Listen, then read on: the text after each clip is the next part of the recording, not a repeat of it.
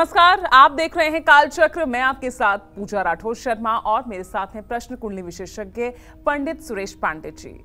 पंडित जी, आपका बहुत बहुत स्वागत है। धन्यवाद। माँ को अगर सताया है, माँ को अगर रुलाया है, तो कब, कैसे और कितने मिलेंगे कष्ट, जानने के लिए देखिए मदर्स डे स्पेशल कालचक्र। जी हाँ, बिना कहे आपके हर गम और खुशी को समझ जाने वाली माँ का अगर आपने कभी अपमान किया है, उन्हें सताया है, उन्हें रुलाया है, उनसे झूठ बोला है या उन्हें अपने से अलग किया है, तो ये समझ लीजिए कि आप आने वाले भविष्य में कष्ट ही भोगेंगे। माँ का अपमान करने से कितने और कैसे कष्ट आपको मिलेंगे, ये सब आपको बताएंगे आज पंडित जी। तो और साथ ही अगर आप अपनी माँ की सेवा करते हैं, उन्हें प्यार देते हैं, सम्मान देते हैं, तो समझिए आपका दुर्भाग्य भी सौभाग्य में बदल जाएगा। और इसीलिए आज का मदर्स डे स्पेशल देखना आपके लिए बेहद जरूरी है। और इसके अलावा अगर आपका भी कोई सवाल है, आप हमें फोन कर सकते हैं। हमारा नंबर नोट कीजिए 0120-665-2411। तो चलिए मदर्स डे स्पेशल पर इस एपिसोड को खास बनाएंगे और खास जानकारी आपको पंडित जी देंगे। उससे पहले जान लेते हैं आज का शुभ मुहूर्त। 14 मई 2023 दिन रविवार। आज ज्येष्ठ कृष्ण पक्ष की 10वीं तिथि है, रात 2:46 तक। इसके बाद एकादशी तिथि शुरू होगी। शतभिषा नक्षत्र रात 10:16 तक। इसके बाद पूर्वा भाद्रपद नक्षत्र शुरू होगा। इंद्र योग सुबह 6:35 तक था। इसके बाद वैधृति योग शुरू हो चुका है। आज के कुछ अशुभ मुहूर्त भी हैं, जैसे रविवार है ना, तो राहु काल रहेगा शाम 4:30 बजे से 6 बजे तक, और भद्रा काल रहेगा दोपहर 3:43 से रात 2:46 तक। यमगंड काल रहेगा दोपहर 12:18 से दोपहर 1:59 तक, और गुलिक काल रहेगा दोपहर 3:41 से शाम 5:22 तक। इन अशुभ समयों में किसी नए कार्य का शुभारंभ और यात्रा के लिए प्रस्थान नहीं करना चाहिए। जय मां विंध्यवासिनी। तो चलिए आज के मदर्स डे स्पेशल के इस खास मौके पर हम बात कर रहे हैं उन लोगों की जो अपनी माँ का अपमान करते हैं, माँ को कड़वी बात बोलते हैं, माँ से झूठ बोलते हैं। ऐसे लोग सामाजिक तौर पर अपनी छवि तो खराब करते ही हैं, साथ ही ऐसे लोग अपनी बदकिस्मती को भी निमंत्रण देते हैं। चलिए इसी चर्चा को आगे बढ़ाते हुए जानते हैं माँ के साथ गलत व्यवहार करने वाले लोगों को आखिर किन कष्टों का सामना करना पड़ता है। पंडित जी बताइए, ये बताना बहुत जरूरी है, क्योंकि अगर ऐसा लोग कर रहे हैं तो इसका परिणाम वो खुद ही भुगतेंगे, ये भी उनके लिए जानना बहुत जरूरी है। देखो, पहली बात तो ये है कि माँ के ऋण से कभी कोई उऋण नहीं हो सकता। माँ का ऋण जो बच्चे के ऊपर होता है, उस ऋण से कोई सोचे कि मैं उऋण हो जाऊं, तो ये संभव ही नहीं है। ये संभव ही नहीं है। रामचरितमानस में गोस्वामी तुलसीदास जी लिखते हैं कि चारि पदार्थ करत लता के, प्रिय पितु मातु प्राण सम जाके। 4 पदार्थ क्या है? धर्म, अर्थ, काम और मोक्ष। करतल माने हथेली में।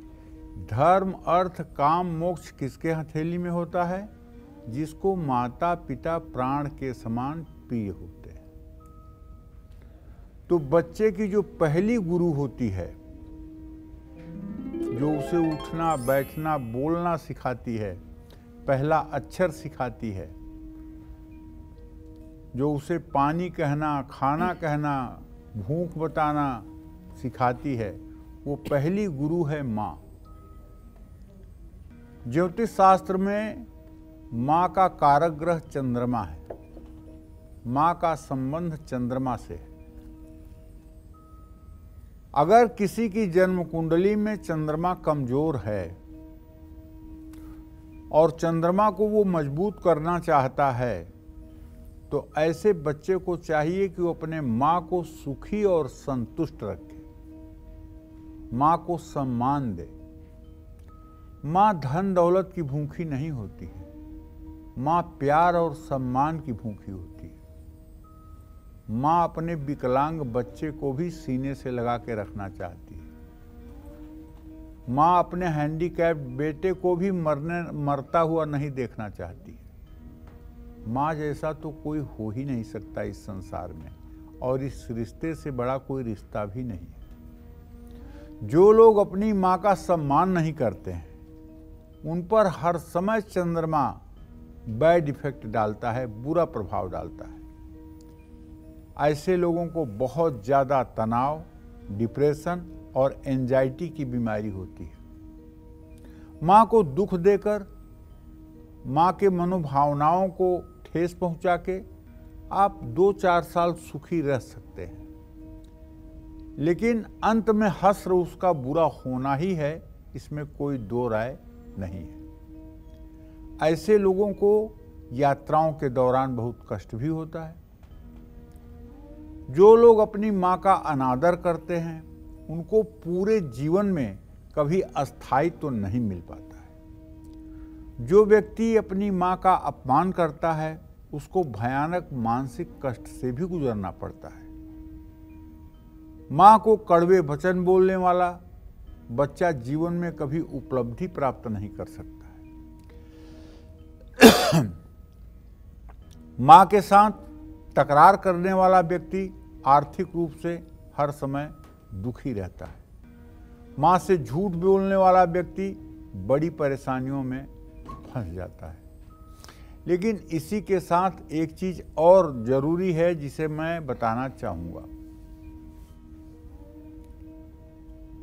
जो व्यक्तिगत जीवन में अनुभव आता है, उसके आधार पर माँ भी स्त्री जात होती है, और स्त्री जात में भविष्य के भय की बड़ी डर मन में समाई रहती है। कुछ माँओं को ये डर रहता है कि शादी के बाद कहीं मेरा बेटा मेरी बहू का न हो जाए और मुझसे छीन न जाए। बेटा छीनने का बहुत डर होता है। ऐसी माएँ अपनी सारी दांव पेंच लगा करके बहू से बेटे को दूर रखने का ही प्रयास करती हैं। और मैंने तो प्रैक्टिकल में देखा है कि कुछ बच्चे अपने बेडरूम की बातें तक माँ से शेयर करते हैं। 11-12 बजे रात ड्यूटी पर से आने के बाद 11-12 बजे रात तक माँ के बेडरूम में सोए रहते हैं। बीबी अपने बेडरूम में इंतजार कर रही होती है। बेटे के सामने बीबी का आदर करते हैं। बेटे के घर से ऑफिस जाते ही बीबी को सताना शुरू कर देती हैं। किचन में नहीं जाना है, ये नहीं खाना है, यहाँ ये नहीं बनता है, यहाँ वो नहीं बनता है, तमाम प्रकार के दुख देना शुरू कर देती हैं। तो मैं इस कार्यक्रम के माध्यम से ये भी कहना चाहता हूँ, विष्णु वैश्वानरः साक्षी ब्राह्मण जाति बांधवा। 5 देवताओं को साक्षी मान करके जिसको आपने जीवन संगिनी बनाया है, उसके प्रति भी आपकी मर्यादा है। कहीं ऐसा न हो कि माँ के आप अंधभक्त बन जाएं और पत्नी पर आपका जोर और जुल्म शुरू हो जाए। ऐसा भी अगर आप करेंगे तो आप कदापि सुखी नहीं रह सकते। स्त्री ऋण ऐसा ऋण है जो आपको भविष्य में कभी आगे नहीं बढ़ने देगा। इसलिए इन दो रिश्तों में आपको संतुलन रखना है। आपको निष्पक्ष होकर सोचना चाहिए। पत्नी की गलती है तो पत्नी को समझाना चाहिए। अगर माँ पत्नी को बेवजह परेशान कर रही है तो आपको पत्नी के पक्ष से माँ को भी समझाना चाहिए। ये आपका नैतिक दायित्व बनता है। अगर ऐसा आप नहीं करते हैं तो माँ की भक्ति में आप कहीं न कहीं पाप कर रहे हैं, ये बात भी ध्यान रखनी चाहिए। अगर आपने रिश्तों का संतुलन नहीं बनाया तो आप ये मान के चलिए कि एक तरफ धर्म करना और दूसरे तरफ अधर्म करना ये कोई ठीक बात नहीं है। जय माँ विंध्यवासिनी। तो जाना आपने जिंदगी में संतुलन कितना जरूरी है। माँ को अगर आप उतनी इज्जत नहीं दे पा रहे हैं तो कितना कष्ट आप आने वाले अपने भविष्य में, अपने वक्त में आगे भोग सकते हैं। आगे इस पर चर्चा जारी रहेगी। फिलहाल राशि अनुसार भी जान लेते हैं अलग अलग राशियों का राशिफल। सबसे पहले बात कर लेते हैं मेष राशि की। तो मेष राशि के लोगों की आज कैसी रहेगी आर्थिक स्थिति, कामकाज, रिश्ते और सेहत, साथ ही क्या है इनके लिए आज का उपाय, शुभ अंक और शुभ रंग। देखिए, मेष राशि के जातकों को बताना चाहूँगा, आपके एकादश स्थान में इस समय चंद्रमा के साथ शनि है, जिसका सीधा मतलब है कि धन की वृद्धि होगी और आज आप सेविंग्स भी कर पाएंगे, बचत भी कर पाएंगे। नौकरी में तरक्की हो सकती है, घर में अतिथियों का आगमन हो सकता है। आपको अपने खान पान पर ध्यान देना चाहिए, स्वास्थ्य आपका अच्छा रहेगा और पैसों के लेन देन में ज़्यादा सतर्क रहना चाहिए। छोटी कन्याओं को आप वस्त्रदान कर सकते हैं। शुभ अंक आपके लिए 9 है, शुभ रंग आपके लिए आसमानी है। जय मां विंध्यवासिनी। और आइए आगे बढ़ते हैं और अब बात कर लेते हैं वृषभ राशि की भी। तो आज वृषभ राशि के लोगों की कैसी आर्थिक स्थिति रहने वाली है, कामकाज, रिश्ते और सेहत के लिए क्या कहता है उनका सितारा, साथ ही इनके लिए क्या है आज का उपाय, शुभ अंक और शुभ रंग, आइए देखते हैं। देखिए, यदि आपकी वृषभ राशि है तो आपका राशि स्वामी शुक्र आपके आजीविका भावे शनि से परस्पर पंचम नवम है। इसका ज्योतिष शास्त्र में सीधा अर्थ है कि यदि आप व्यवसायी हैं, यदि आप व्यवसाय करते हैं तो आपके नए कारोबार में तेजी के पूरे संकेत बने हुए हैं। लेकिन चंद्र शनि की युति ऑफिस में वाद विवाद करा सकता है।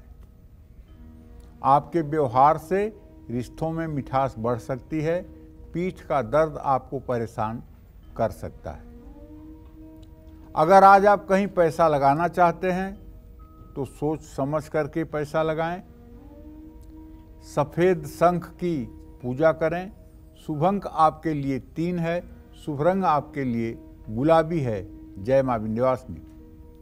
चलिए अब चर्चा को आगे बढ़ाते हैं और क्योंकि आज है हमारा मदर्स डे स्पेशल, तो आइए अब बात करते हैं उन लोगों की जो माँ के कहने को नजरअंदाज करते हैं, माँ को घर से अलग कर देते हैं, माँ के साथ हिंसक व्यवहार करते हैं। ऐसे लोगों को किन परेशानियों और संकटों से अपनी जिंदगी भर उन्हें जूझना पड़ता है, चले जानते हैं पंडित जी से। पंडित जी बताइए, ये लोग कितने कष्ट आगे जाकर ये झेल सकते हैं? तुलसीदास जी रामचरितमानस में उत्तरकांड में कलयुग के महत्व को लिखते हैं। सुत मातु पिता मनि हैं तबलों, दिखिहन जब तक अबलानन को। मतलब बेटा अपने माँ बाप को तभी तक पूछेगा जब तक वो अपने पत्नी का मुंह नहीं देखेगा। जिस दिन पत्नी का मुंह देख लेगा उस दिन से उसके माता पिता का आकर्षण उसके मन में से कम हो जाएगा। सुत मातु पिता मनि हैं तबलों, दिखिहन जब तक अबलानन को। तो ये कलयुग के महात्म में गोस्वामी तुलसीदास जी ने लिखा है। और एक बात लिखा है तुलसीदास जी ने, ससुरारी पियारी लगी जब तेरी पुरूप कुटुंब भये तबते। जब से ससुराल जाना शुरू कर देता है बच्चा तो उसको अपनी सास जो है अपनी सगी माँ से ज़्यादा प्यारी लगने लगती है। साला अपने भाई से ज़्यादा नज़दीक लगने लगता है और अपना परिवार जो है दुश्मन के रूप में दिखाई देने लगता है। और तीसरी बात फिर क्या कहते हैं गोस्वामी तुलसीदास जी, नारी विवश नर सकल गोसाई, नाचहि नट मरकट की नाही। कलयुग में अपने पत्नियों के वश में इतने पुरुष हो जाएंगे कि जैसे मदारी एक डंडे के इशारे पर बंदर को नचाता है, उसी तरह से पत्नियां अपने आँख के इशारे पर पतियों को नचाएंगी। तो ये कलयुग तो चल ही रहा है। लेकिन पंडित जी लेकिन ये सब भी तो कुंडली पे आपकी डिपेंड करता है ना? हाँ, अभी मैं कुंडली पर भी आ रहा हूँ। हाँ। लेकिन रामचरितमानस के रचयिता गोस्वामी तुलसीदास जी त्रिकालदर्शी थे और उनकी सारी बातें ज्योतिष से ही मैच करती हैं। उनकी कोई ऐसी बात नहीं है जो हवा में उड़ाने लायक हो। उनकी सारी बात कुंडली से मैच करती है। कुछ लोग इतने भक्त होते हैं कि वो अपने माता पिता की फूटी आँख नहीं देखना चाहते हैं। और मैं विश्वास के साथ कह सकता हूँ कि जो लोग इतना ज़्यादा अंधभक्त हो करके और अपने माता पिता का अपमान शुरू कर देते हैं, वो लोग न तो ज़्यादा दिनों तक सुखी रह पाते हैं और न ही उनकी संतान अच्छी निकल पाती है। दुर्भाग्यवश अगर कोई व्यक्ति अपनी माँ के साथ हिंसक हो जाता है तो उसकी अकाल मृत्यु भी होती है। माँ की बचत, माँ की प्रॉपर्टी और गहनों को जो बच्चे छीन लेते हैं वो वृद्धावस्था में बहुत दुखी रहते हैं और बहुत कष्ट पाते हैं। अपने भाई बहनों का अधिकार छीनने वाला माता के आशीर्वाद से वंचित रहता है, जिसके कारण युवावस्था में ही तमाम प्रकार की बीमारियों से ग्रसित हो जाता है। माता पिता के बीच में मतभेद कराने वाला व्यक्ति कभी भी लोकप्रिय नहीं हो पाता। ऐसे व्यक्ति को समाज में मान सम्मान नहीं मिल पाता। माँ के आदेश की अनदेखी करने वाला उद्दंड और मूर्ख होता है। माँ को घर से अलग कर देने वाला व्यक्ति कभी अपनी संतान का सुख नहीं प्राप्त कर पाता है। ऐसा व्यक्ति अपनी संतान द्वारा अपमानित किया जाता है। अपने भाई बहनों का सामर्थ्य के अनुसार सहयोग करने वाला माँ की आंखों का तारा होता है। ऐसे बच्चे पर माँ का रोम रोम आशीर्वाद देता है। ऐसे व्यक्ति की कुंडली में चंद्रमा कभी भी अशुभ प्रभाव नहीं देता है। जय मां विंध्यवासिनी। चलिए, चर्चा आगे जारी रहेगी। फिलहाल मिथुन राशि का राशिफल जान लेते हैं और देखते हैं आज इनका पूरा दिन कैसा रहेगा।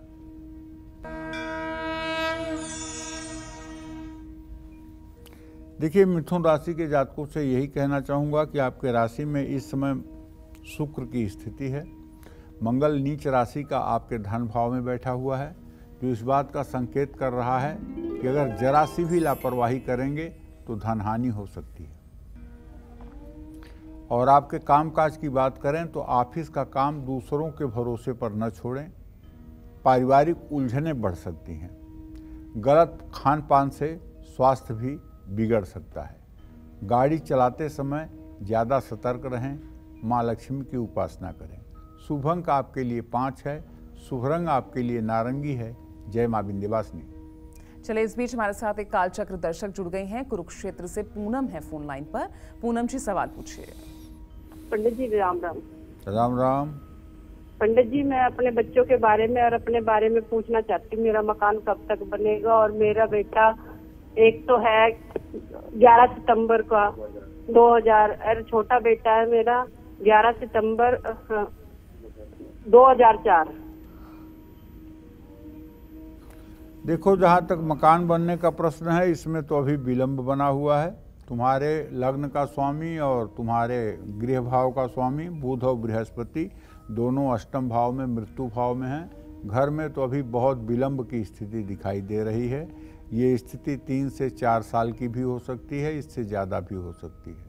घर का कोई योग बनता हुआ दिखाई नहीं दे रहा है। जहाँ तक बेटों के बारे में प्रश्न पूछा है, तो आपका बड़ा बेटा कामयाब होगा, इसमें कोई दो राय नहीं है। छोटा बेटा भी कामयाब होगा, लेकिन थोड़ी देर से कामयाब होगा।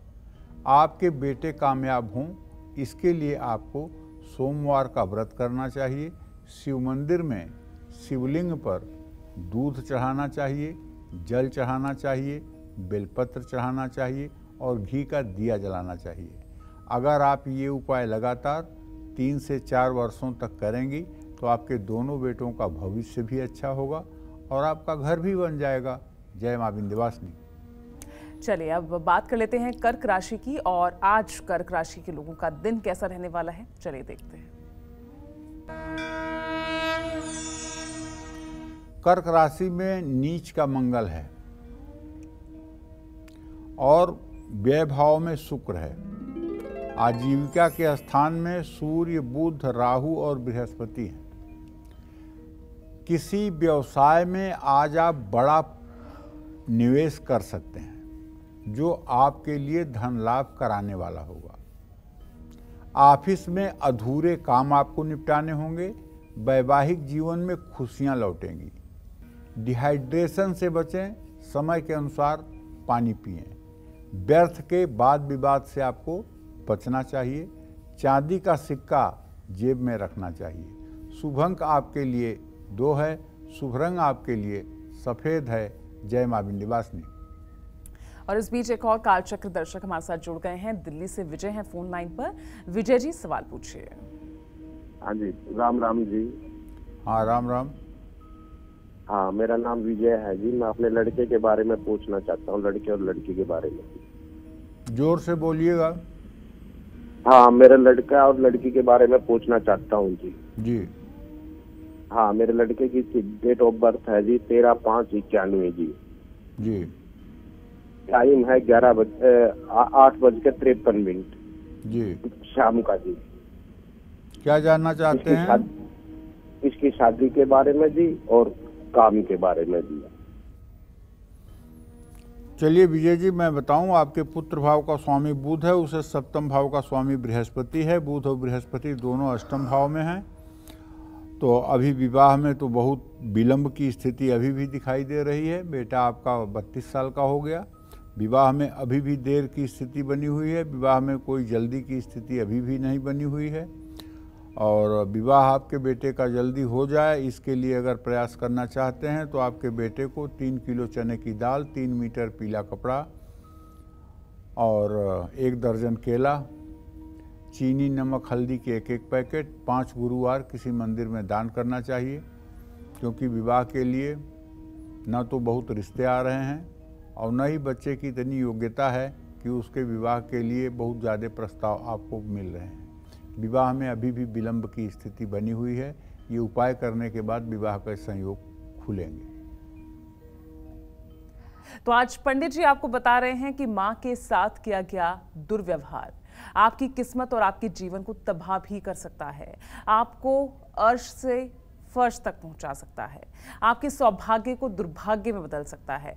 वहीं मां की सेवा करने से आपके कई बिगड़े काम बन सकते हैं, जीवन सुधर सकता है, हर परेशानी छूमंतर हो सकती है। तो ऐसे में आगे की चर्चा में अब हम जानेंगे वो अचूक उपाय जो आपको पूरे जीवन मां का सुख दिलाएंगे। तो चले जानते हैं पंडित जी से।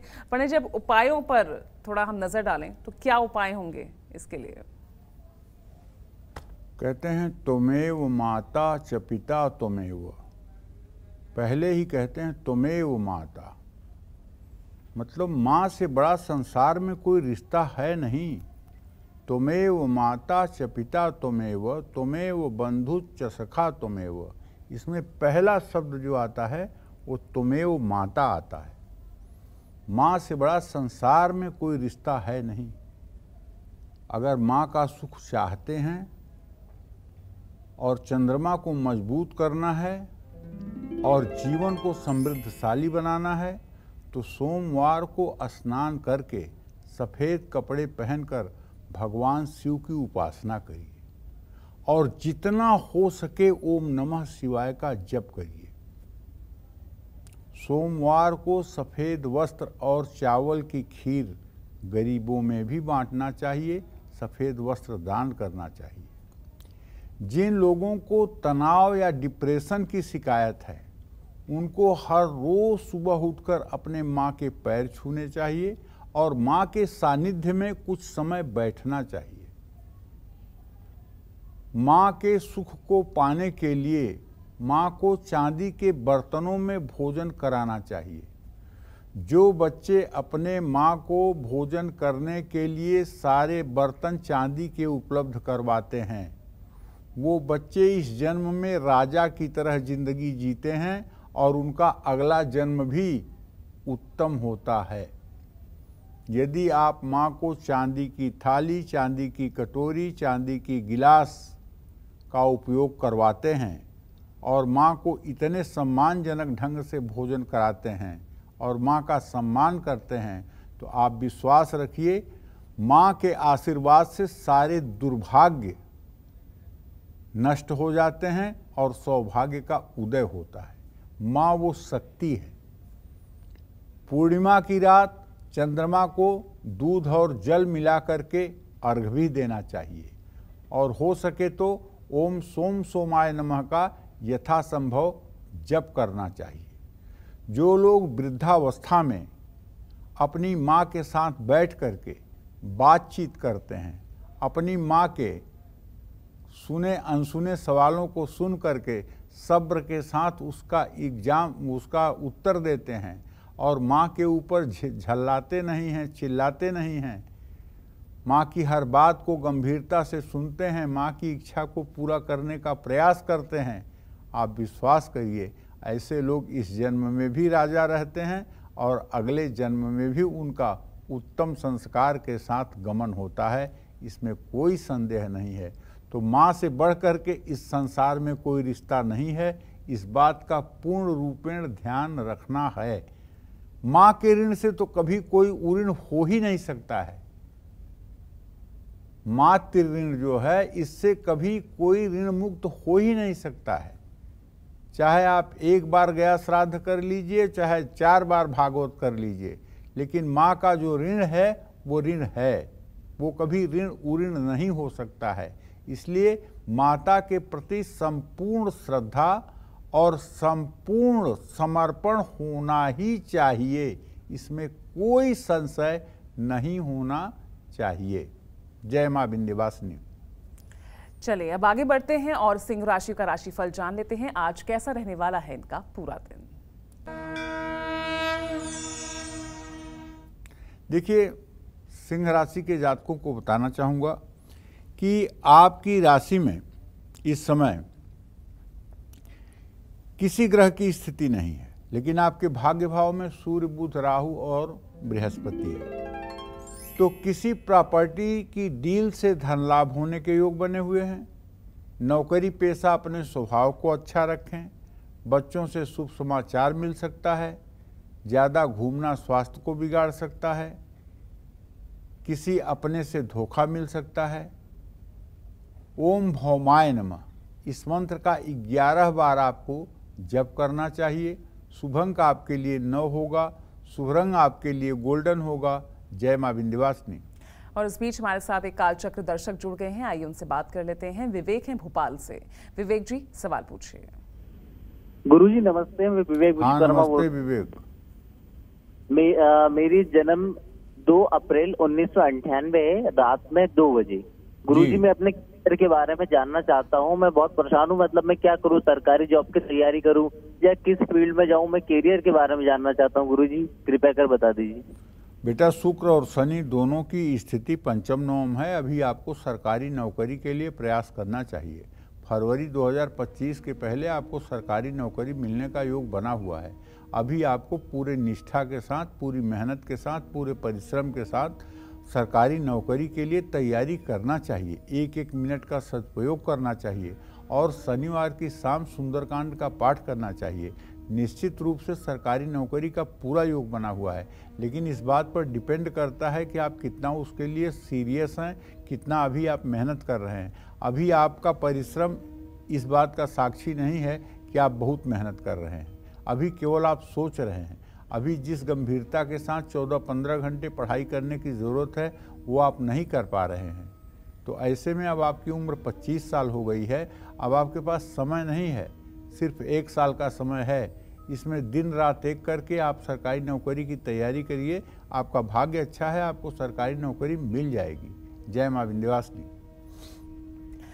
तो चलिए चर्चा को आगे बढ़ाते हैं, क्योंकि आज है मदर्स डे। ऐसे में आज के दिन माँ को क्या गिफ्ट देने से आप धनवान बन सकते हैं, शोहरत पा सकते हैं, अपना गुड लक बढ़ा सकते हैं। तो चलिए जानते हैं पंडित जी से। पंडित जी, क्या गिफ्ट दिया जाए, क्योंकि आजकल तो ये चलन चल पड़ा है, माँ को खुश करना है तो आप उन्हें गिफ्ट दीजिए। तो इस ट्रेंड को फॉलो करते हुए क्या क्या गिफ्ट आज हम दे सकते हैं? देखो, माँ इतनी महान होती है। देवी भागवत में लिखा हुआ है कि अपराधो भवत्येय तनयस्य पदे पदे को परः सहते लोके केवलम मातरम बिना। बच्चा कदम कदम पर अपराध करता है और उस अपराध को कौन क्षमा कर सकता है? बिना माँ के कोई नहीं। शंकराचार्य ने लिखा है, कुपुत्रो जायेत क्वचिदपि कुमाता न भवति।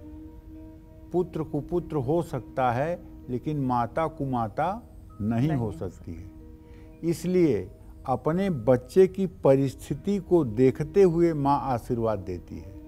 यदि बच्चा सामर्थ्यवान नहीं है, बच्चे की स्थिति नहीं है और बच्चा कुछ न दे, तब भी माँ का सारा आशीर्वाद बच्चे के ऊपर लगेगा। और बच्चा यदि सामर्थ्यवान होगा तभी माँ उससे अपेक्षा कर सकती है। अगर बच्चे की सामर्थ्य नहीं होगी तो माँ अपने पाए हुए उपहार में से भी उस बच्चे को देने की कोशिश करेगी। बिल्कुल, ये माँ की ग्रेटनेस है, ये माँ की महानता है। माँ हर समय अपने कमजोर बच्चे के पक्ष में रहती है। कभी माँ मजबूत बच्चे के पक्ष में नहीं खड़ी होती है। माँ हर समय अपने निर्बल बच्चे के ऊपर अपनी छाया रखना चाहती है ताकि उसका वो बच्चा भी सुखी रहे। तो अपनी माँ को चांदी का बर्तन देंगे तो आपकी निरोगी काया रहेगी। माँ को तांबे का लोटा देंगे तो आपका मान सम्मान आत्मविश्वास बढ़ेगा। माँ को कांसे के बर्तन देंगे तो आपकी सूझबूझ बढ़ेगी, आर्थिक स्थिति में मजबूती आएगी। माँ को सफ़ेद रेशमी कपड़े और चांदी के बर्तन देंगे तो आपको उच्च पद की प्राप्ति होगी। माँ को सोने की अंगूठी और सोने की चूड़ियाँ देंगे तो आपकी यश कीर्ति बढ़ेगी। माँ को पीली साड़ी और सोने की एक अंगूठी के साथ देने से आपको संतान का सुख मिलेगा, आपकी संतान आज्ञाकारी होगी। माँ को लाल कपड़े और लाल फल देने से आपका भाग्य मजबूत होगा। देखिए, ये तो अपने शक्ति और सामर्थ्य की बात है। आपकी कितनी शक्ति और कितनी सामर्थ्य है, उस श्रद्धा के अनुसार आप माँ को जो भेंट करेंगे उसका प्रतिफल आपको मिलेगा।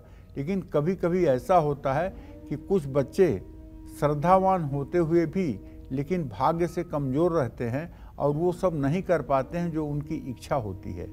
उनके साथ भी माँ का उतना ही आशीर्वाद होता है जितना सोना चांदी देने वाले बेटे के साथ होता है, बेटी के साथ होता है। इसलिए माँ माँ है। माँ का हृदय समुद्र से भी ज़्यादा बड़ा है।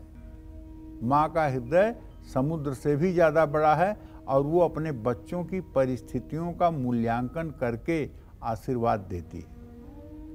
और तो और उसका जो भी बच्चा कष्ट में या दुख में होता है उसके लिए वो दिन रात तपस्या करती है, भगवान से प्रार्थना करती है, सोते जागते उठते बैठते हर समय उसके कल्याण की कामना करती है। वो चाहे बेटा हो चाहे बेटी हो, अगर जिसके ऊपर भी परेशानी आती है माँ हाथ जोड़े भगवान के चरणों में ही हर समय लगी रहती है। आपको देखने में लगता है कि ये कुछ नहीं कर रही है, लेकिन उसका हर समय मन भगवान के ही इर्द गिर्द घूमता रहता है और हर समय उसकी प्रार्थना में बच्चे की भलाई छिपी रहती है। जय माँ विंध्यवासिनी। चलिए आगे बढ़ते हैं और अब बात कन्या राशि की कर लेते हैं। आज कैसी रहने वाली है कन्या राशि के लोगों की आर्थिक स्थिति, कामकाज, रिश्ते और सेहत, और साथ ही इनके लिए क्या है आज का उपाय, शुभ अंक और शुभ रंग, आइए देखते हैं।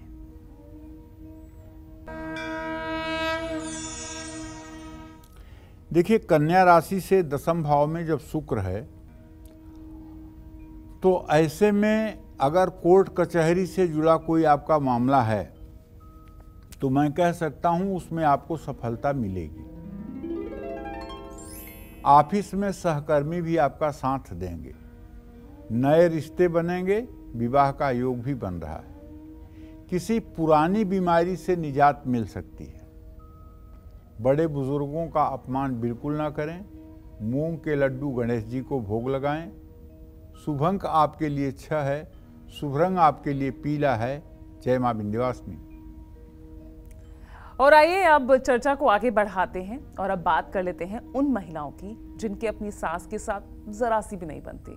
अब ऐसी महिलाओं को क्या उपाय करने चाहिए जिससे इनको अपने ससुराल में बेटी जैसा प्यार उनकी सास से मिले। चलिए जानते हैं पंडित जी से। पंडित जी बताइए, सास बहू का रिश्ता, ये रिश्ता कैसे सुधर सकता है, क्या उपाय इसके लिए हो सकते हैं जिनका नहीं है? देखो, सही बात तो ये है कि माँ तो 20 साल, 21 साल, 22 साल की माँ होती है, लेकिन सास जो है वो बहुत दिनों की माँ होती है। बिल्कुल। 22 साल, 23 साल की उम्र में किसी लड़की की शादी हो गई तो उसे जो नई माँ मिलती है वो बहुत दिनों की माँ होती है। तो सास भी माँ की एक फोटो स्टेट कॉपी ही है, माँ की प्रतिरूप ही है। ऐसे में वो महिलाएं जिनका अपनी सास के साथ रिश्ता अच्छा नहीं है उन पर भी चंद्रमा का अशुभ प्रभाव पड़ता है।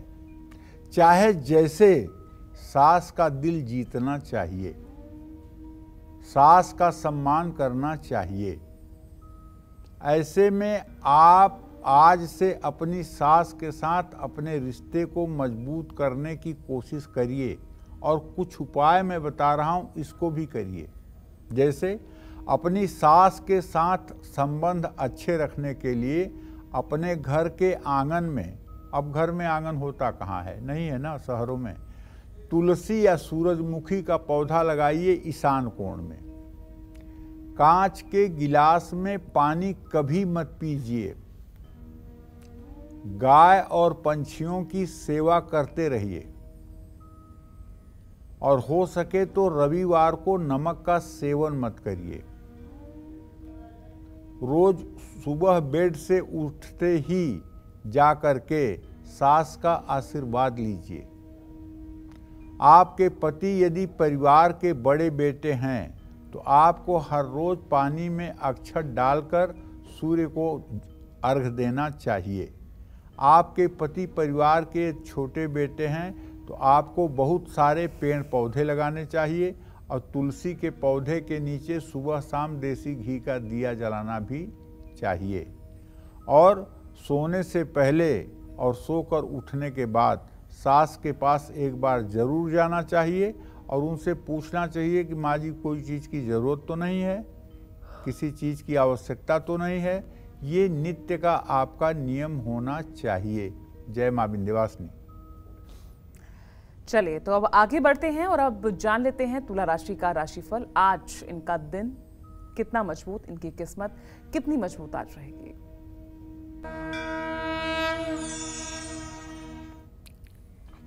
तुला राशि में केतु की स्थिति है भैया और पंचम भाव में शनि के साथ चंद्रमा है। अगर देखा जाए तो भाग्य स्थान में शुक्र भी है, तो कोई पुराना निवेश, कहीं आपने पुराना पैसा लगाया होगा, उससे आपको धन लाभ मिलेगा। व्यवसाय से जुड़ी कोई आपको यात्रा करनी पड़ सकती है। वैवाहिक जीवन में आपके खुशियां रहेंगी। पाचन से जुड़ी समस्या हो सकती है। किसी से अपनी गुप्त बात आपको साझा नहीं करनी चाहिए।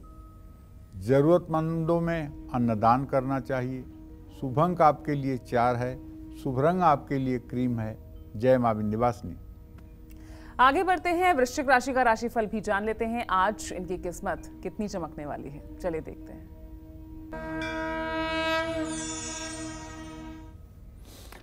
देखिए, वृश्चिक राशि के जातकों को बताना चाहूंगा कि आपके चतुर्थ भाव में शनि चंद्रमा है और आपके भाग्य स्थान में आपका राशि स्वामी मंगल अपनी नीच राशि में गोचर कर रहा है और इस समय नीच नवांश में भी है। लेकिन धन भाव का स्वामी बृहस्पति अपनी भाव को पूर्ण दृष्टि से देख रहा है, जिसका तात्पर्य ये होगा कि धन आगमन का योग बनेगा। ऑफिस में दूसरे के काम का क्रेडिट लेने की कोशिश मत करिए। ससुराल पक्ष से शुभ समाचार मिलेगा। नकारात्मकता सेहत बिगाड़ सकती है। किसी को अपनी गाड़ी मत दीजिए।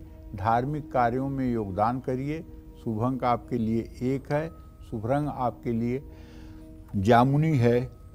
जय मां विंध्यवासिनी। अब बात कर लेते हैं धनु राशि की। क्या कहता है धनु राशि का राशिफल, कैसा रहेगा आपका आज का पूरा दिन, आइए देख लेते हैं धनु राशि के लिए।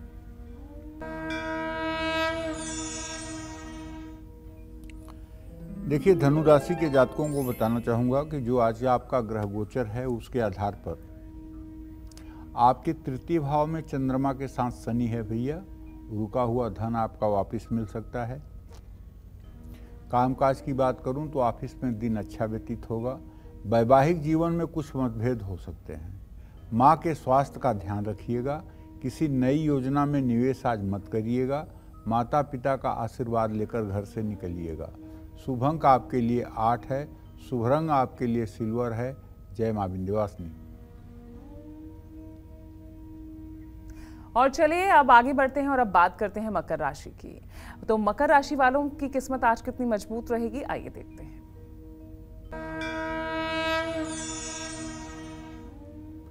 देखिए, मकर राशि के जातकों को ये कहना चाहूँगा कि आपका द्वितीय भाव में शनि चंद्रमा के साथ है और बृहस्पति व्यय भाव को पूर्ण दृष्टि से देख रहा है, तो फिजूल खर्ची आपको मुसीबत में डाल सकती है।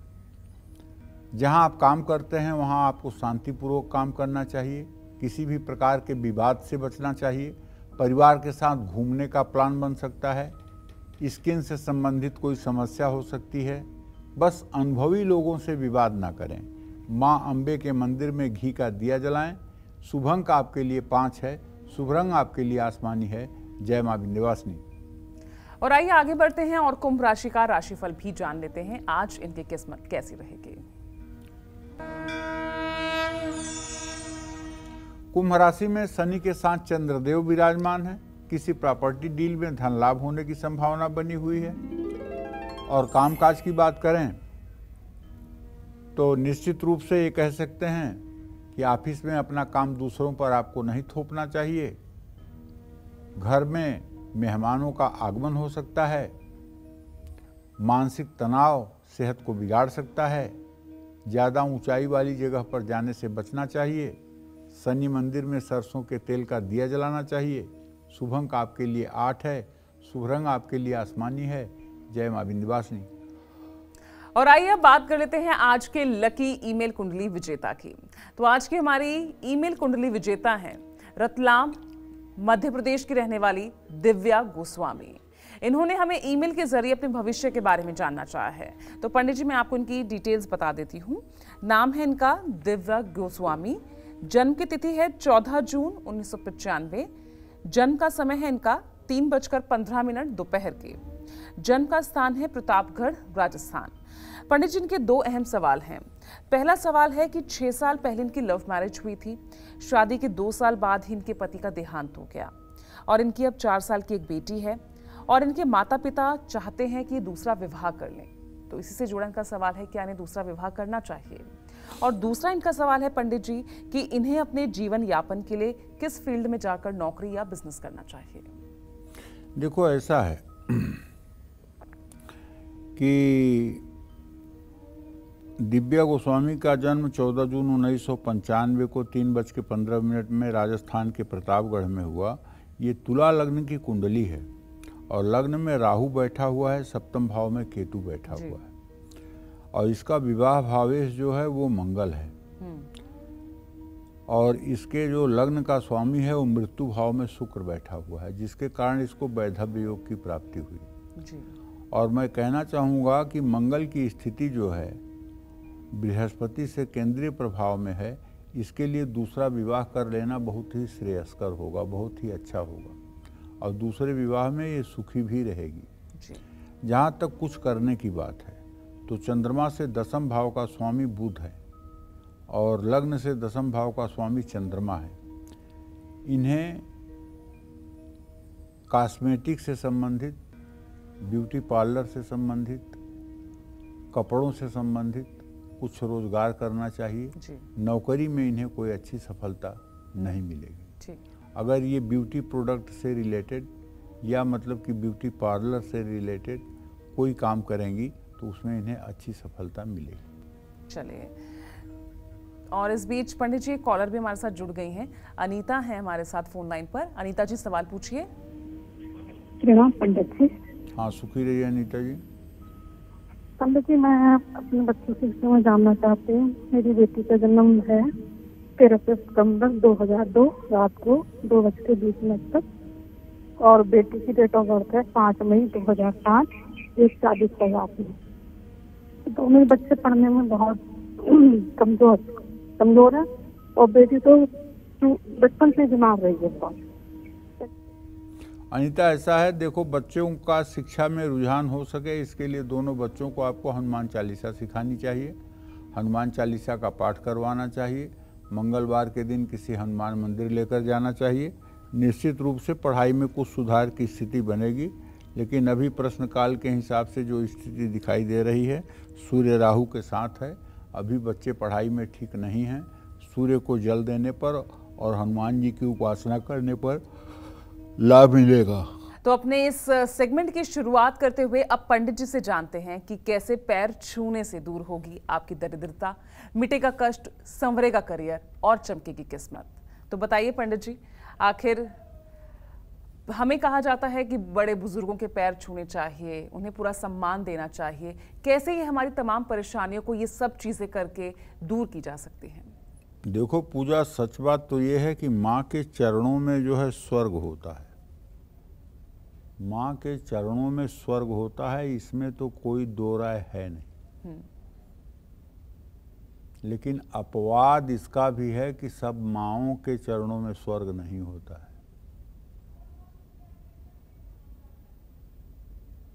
अगर ये सत्य है कि सभी माँ के चरणों में स्वर्ग होता है, तो यह भी सत्य है कि सारी माताओं के चरणों में स्वर्ग नहीं होता है। वो स्वर्ग वाली माताएं कुछ अलग ही प्रतिभा की होती है। लेकिन पंडित जी, माँ तो माँ है। इस बात में कोई दम नहीं है। संसार की सारी चीज हैं तो जहर भी जहर है।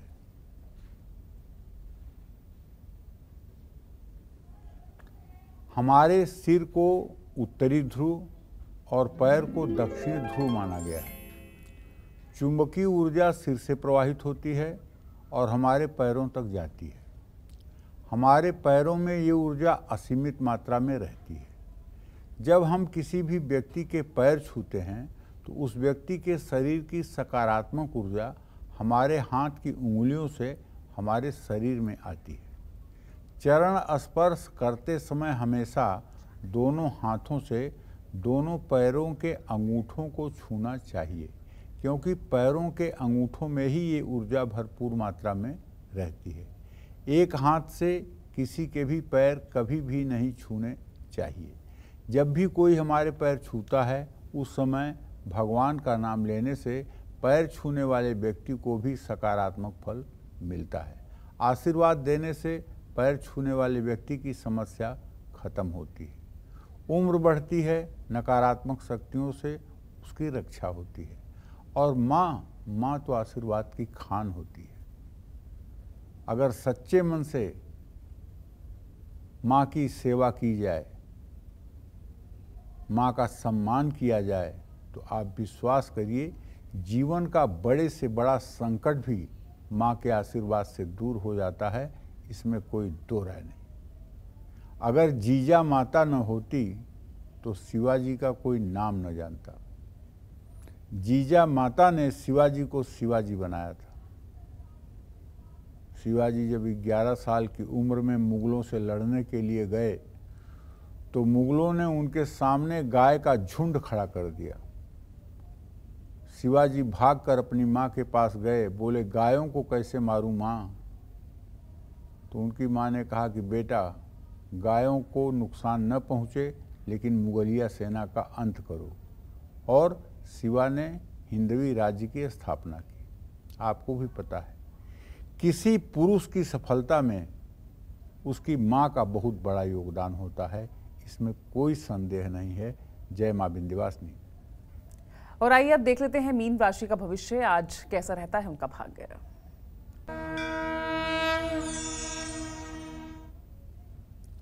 देखिए, मीन राशि के जातकों को तो यही कहना चाहूँगा कि आपके राशि के दोनों तरफ पाप कर्तरी योग बना हुआ है। एक तरफ शनि है, एक तरफ राहु।